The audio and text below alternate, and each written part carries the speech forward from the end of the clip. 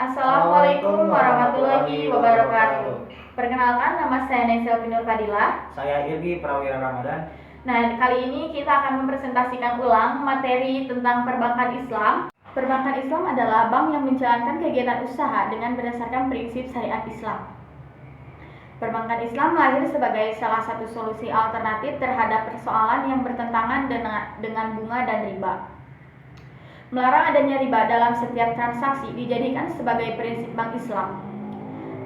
Bank Islam tidak menerapkan bunga dalam setiap transaksi karena dalam Islam bunga dikatakan sebagai riba. Maka dari itu, dalam Bank Islam melakukan sistem operasionalnya menggunakan akad atau bagi hasil antara nasabah dan pihak bank.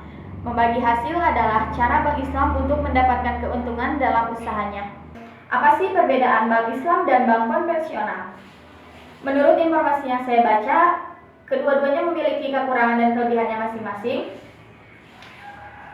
Salah satu yang membedakannya adalah dari segi operasionalnya. Di bank konvensional menggunakan sistem bunga dan di bank Islam menggunakan sistem bagi hasil. Nah, pertanyaannya, mengapa sih di bank Islam tidak menggunakan suku bunga tetapi menggunakan bagi hasil? Menurut informasi yang saya baca, kenapa bank Islam menggunakan sistem bagi hasil? Karena menurut Islam, dengan cara suku bunga atau dengan cara persenan itu termasuk bagian riba yang diharamkan oleh agama Islam. Maka dari itu, bank Islam menggunakan sistem bagi hasil dan peraturan-peraturannya sesuai dengan ajaran agama Islam. Nah, pertanyaannya, bisa nggak sih bank konvensional dan bank Islam bekerja sama?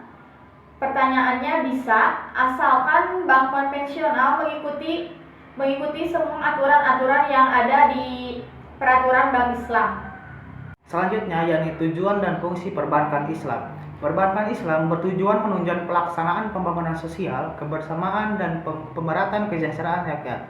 Di samping itu, terdapat pula beberapa fungsi dari bank syariah, antara lain sebagai berikut. Pertama, fungsi manajer investasi. Fungsi ini dilihat dari segi penghimpunan dana bank syariah, khususnya dana mudharabah yang bertindak sebagai investasi dari pemilik dana atau sahibul mal. Dana tersebut dapat disalurkan pada penyaluran yang produktif, sehingga dapat menghasilkan keuntungan yang dibagi hasilkan antara bank syariah dan pemilik dana. Yang kedua, fungsi investor.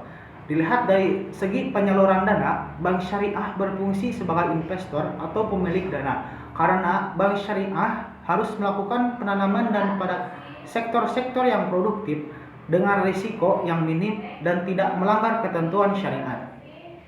Dalam menginvestasikan harus menggunakan alat yang sesuai dengan syariah, meliputi akad jual beli, murabahah, salam, dan istihna, akad investasi, mudharabah, dan musyarakah, akad sewa, dan akad lainnya yang diperbolehkan oleh syariah.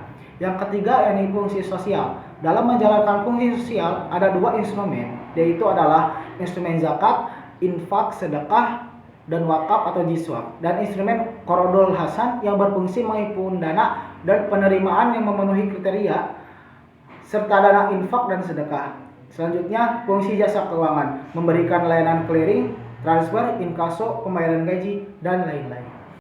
Kesimpulannya, bank merupakan suatu badan usaha yang menghimpun dana dari masyarakat dalam bentuk simpanan dan menyalurkan kepada masyarakat dalam bentuk kredit dan bentuk lainnya dalam rangka meningkatkan taraf hidup rakyat banyak. Keuntungan pertama dari melakukan transaksi keuangan di bank syariah adalah terhindarnya dari riba. Karena di dalam Islam, hukum riba adalah haram dan wajib ditinggalkan. Di bank syariah, kalian akan terhindar dari dosa besar karena telah meninggalkan riba tersebut. Maka dari itulah, pergunakan bank syariah karena bank syariah merupakan tidak ada hukum riba. Untuk selebihnya, balik lagi kepada diri kalian sendiri.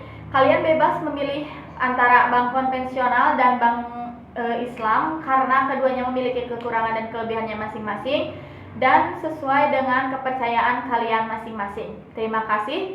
Wassalamualaikum warahmatullahi wabarakatuh.